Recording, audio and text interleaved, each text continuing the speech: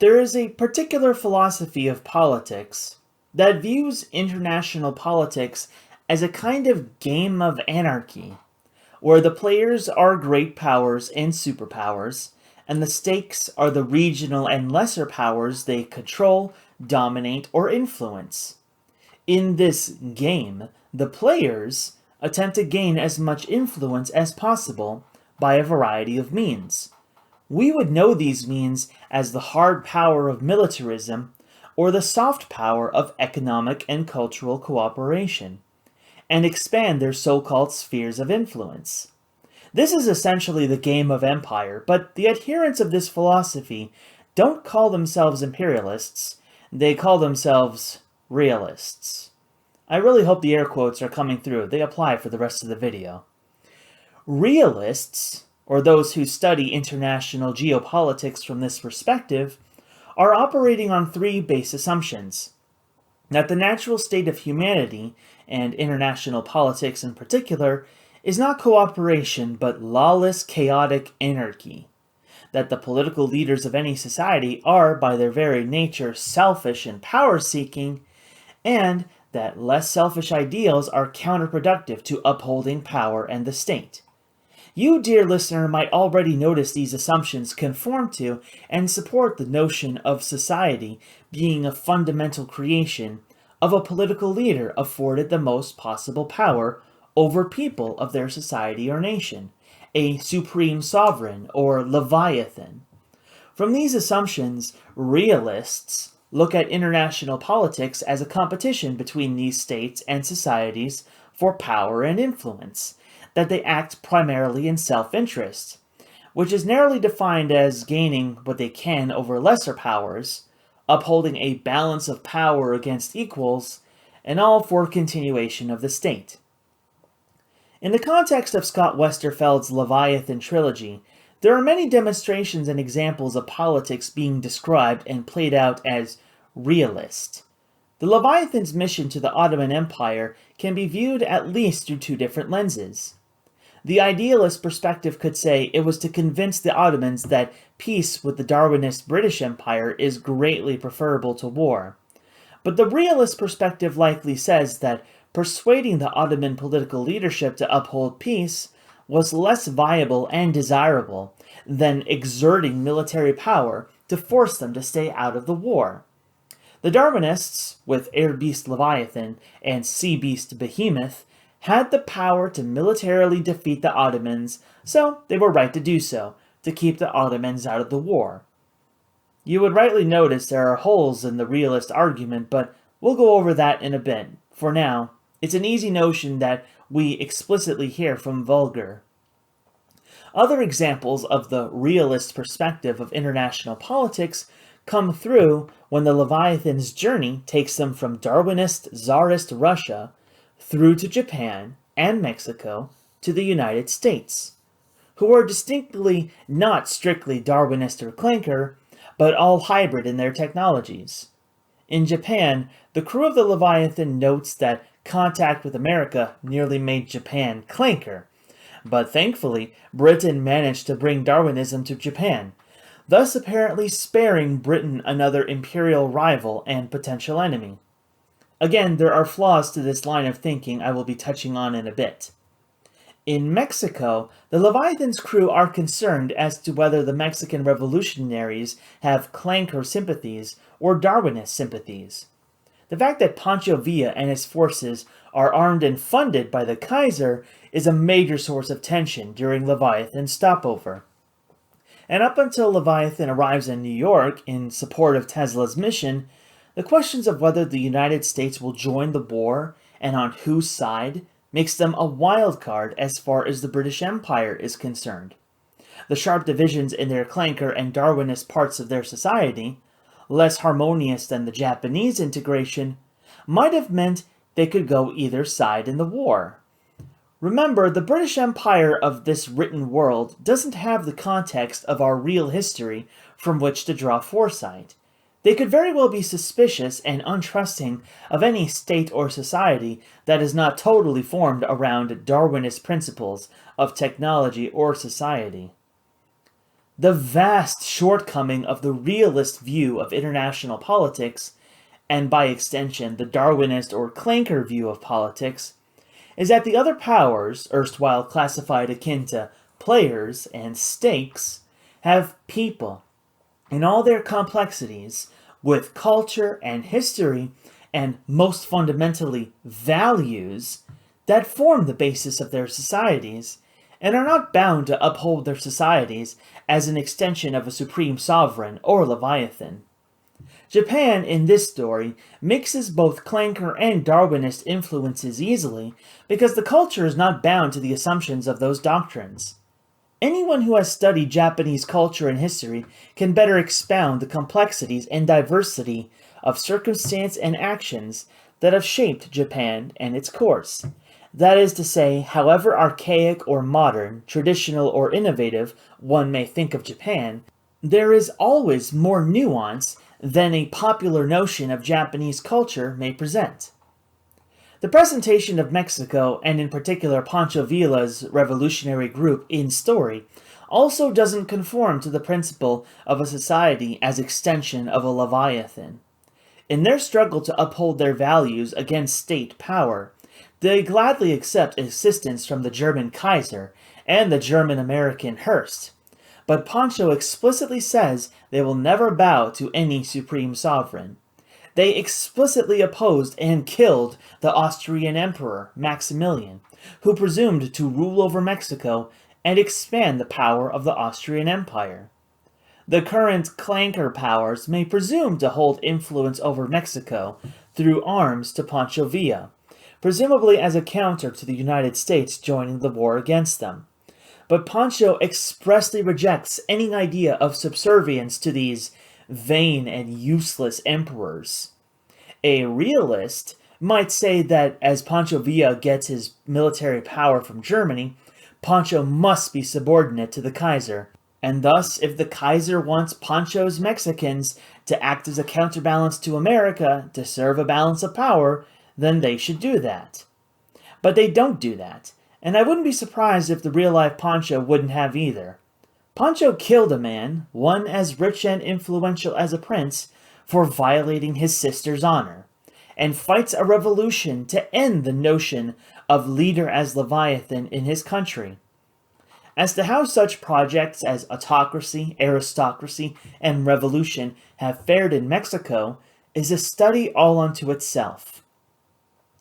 Even going back to the Ottoman Revolution in the second book, Behemoth, Alec presumes that his involvement made the revolution's victory possible.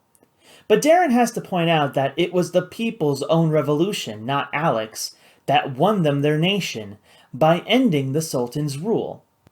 Alec may have thought that his involvement may have made him somewhat akin to how a supreme sovereign or Leviathan brings about a society, and a realist might have surmised that Alec was the player and the revolution and its people were stakes for him to play, for power.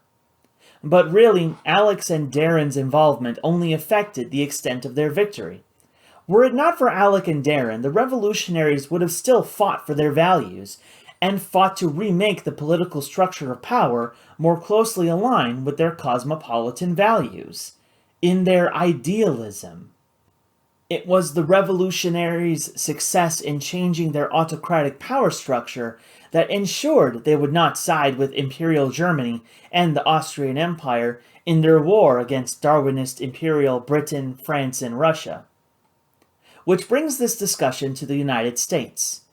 The original American colonies may have been founded as an extension of the British Empire, but the United States was founded upon values that explicitly rejected subservience to that power, or any similar supreme sovereign. And so, separate from British imperial power, the United States built up its own power, guided by its own values. So it would no longer be a stake in the game of power for other players, but as a realist would say, it would become a player itself. The fault of the political realist, time and again, is to completely neglect the power of a nation's or culture's internal political development, and the values that drive those policies as it relates to a nation's standing on the world stage. In story, the Darwinist and Clanker powers are trying to play a game of empire, and they've gotten themselves into a devastating war. Meanwhile, the United States, along with other so-called upstart empires, like Japan, are building their power and influence in story outside of the notion of leviathans fighting each other for power and use of that power. The biggest folly of political realism, as I see it, can I think be best illustrated by the examples where international balance of power was supposed to ensure peace but pointedly did not. There's a curious image from the Manual of Aeronautics, which is a showcase of Keith Thompson's impressive artwork, that depicts the supposed end of the Great War as portrayed in Westerfeld's trilogy, called the Coexistence Peace Treaty of 1915. What's curious is the implication that peace would be assured by an implied balance of power arrangement between the belligerents. Studying the real history of international relations as balance of power between states, nations, and especially empires shows that such goals are absolutely not a great safeguard against war, not inside nor outside said states. As a disclaimer, I'm not a student of international studies, nor the components thereof, so the examples I'm going to give are a cursory examination of history, before tying back to my main point concerning the themes of Goliath and the greater Westerfeld Leviathan trilogy. In the real history of Europe, nation-states formed imperial states, and those empires fought each other for power, and fought to exercise that power, both externally and internally, for no more fundamental reason than continuation of their national and imperial identity. At certain points, particularly in the 19th century, the European empires formed on the international stage something called the Concert of Europe, which to my understanding was an agreement, more or less, between all European states that no one should become too powerful, especially after the Napoleonic Wars saw European monarchies threatened by the idealism of the French Revolution and Napoleon's expansion of French power in its name. A cursory study of war in Europe in that time period shows that upholding this so-called balance of power did not in fact uphold peace. For in this time period, empires still expanded or fell, and peoples with a greater national identity than imperial identity, such as in the 1848 to 1849 Springtime of Nations, fought to make or remake their own nation-states without monarchy and under more idealist politics. Naturally, they had to be crushed, and so they were, to uphold the imperial systems of government and statehood, and to uphold the balance of power, lest anyone become too weak or too strong. Balance of power is not a system for fostering peace, because any internal political development where people want to adjust their society to new circumstances and new ideals have to be suppressed from doing so, lest it upset both internal power structures and international standing. In this same period, the so-called scramble for Africa was taking place, where European empires traveled to Africa, conquered and annexed the lands and peoples of Africa in service to imperial power. They wouldn't upset the balance of power in Europe, so to go on being imperial, they competed for possession of Africa, both material and human. The Concert of Europe and Scramble for Africa did nothing to prevent the coming of the First World War, where a competing set of expanding alliances, the Triple Entente on one side and the Triple Alliance on the other, acted to balance each other. This is where an act of nationalistic violence, the assassination of Austrian Archduke Franz Ferdinand by Serbians, kick-started escalating reprisal and military mobilization on both sides. Where even if military victory was somehow not the goal, to ensure that no one lost in the balance of power meant that everyone would be drawn into a continent-wide and later worldwide catastrophe in the Great War. Those same monarchies that came together to form the concert of Europe and uphold a balance of power between them, just to preserve themselves, would not survive the war. To put it plainly, a balance of power does not ensure peace, and I suspect it's down to the very nature of the supposed adherents.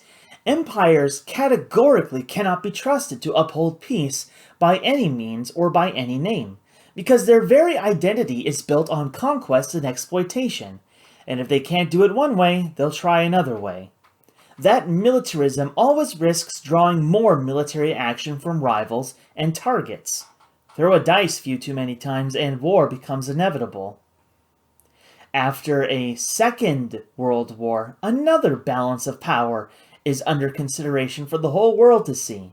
The rivalry of superpowers, the United States of America and the Union of Soviet Socialist Republics. The realist perspective on the Cold War can be summed up by who I think is arguably the quintessential American realist policymaker, Henry Kissinger, in a speech he made on April 16, 1976, as Secretary of State. I will quote and summarize before returning to my point on the folly of balance of power and political realism.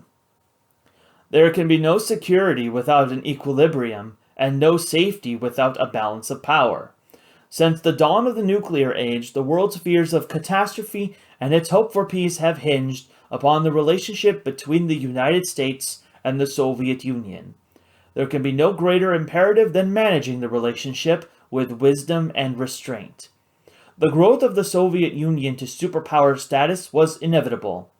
Nothing we could have done would have prevented it. Nothing will make it go away. What we can do is maintain our strength and demonstrate our determination to prevent the irresponsible use of Soviet power. Kissinger's quote, a small part of his speech, aligns with some political realist assumptions that the players of international politics have and seek to exercise power, and the way to engage with it is to uphold a balance of power, basically forever. There's no assumption that the game of power between players for their stakes or spheres of influence will ever end. But Kissinger's view of the matter wasn't the final word, and today, with the hindsight of history, we have plenty of reason to find fault with a realist political point of view. 3 examples I want to point out involve the American war in Vietnam, the American support of the Afghan Mujahideen against the Soviets, and the collapse of the Soviet Union itself. The American intervention in Vietnam was publicly justified as a means to prevent the spread of communism, to contain the power of Communist China and by extension Soviet Russia, as if the nations of Southeast Asia were the stakes that might fall, one after another, to communist power.